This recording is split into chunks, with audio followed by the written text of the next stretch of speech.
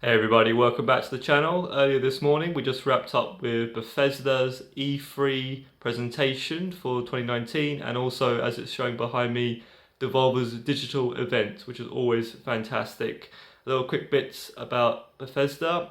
We now have an official release date now for Doom. It's November the 22nd.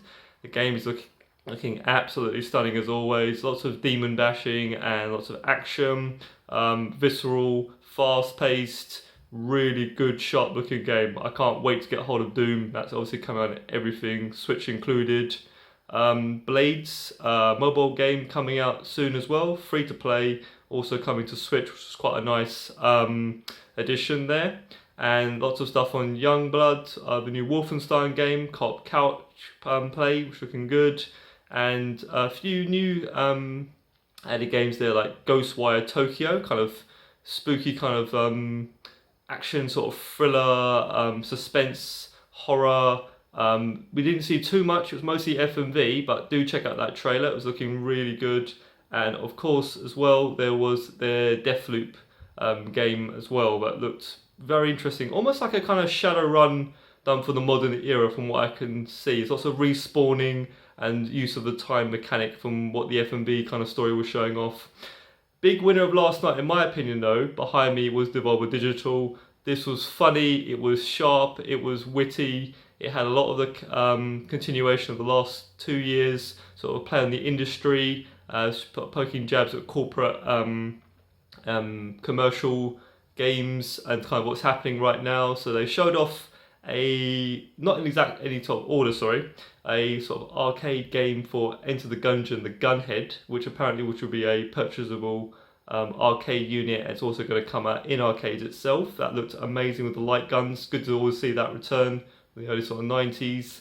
Another thing we had as well, we had Carry On, which was like a sort of reverse horror game where you are the creature, you spawn out of individuals, kind of like some sort of like weird sort of blood type symbiont, and you sort of absorb yourself into humans and then make them explode. This was brilliant. As you can see behind me, this is a upcoming way that they showcased their games at Devolver Digital. They basically did a satire of Nintendo Direct, which was brilliant. And even post this show, they did a kind of Treehouse pre-show where again they're playing the sort of idea of time and space basically, and it was absolutely bonkers. We didn't know what you're kind of watching at points, but I'll tell you one thing, it certainly wasn't boring, and it was very intriguing, and it was funny as well to see it all happen.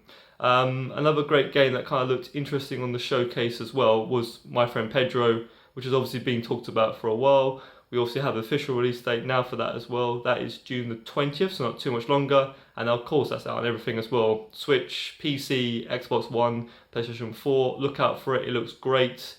You've got kind of gun fu mechanic, but mostly he's kind of this satirical Deadpool style character.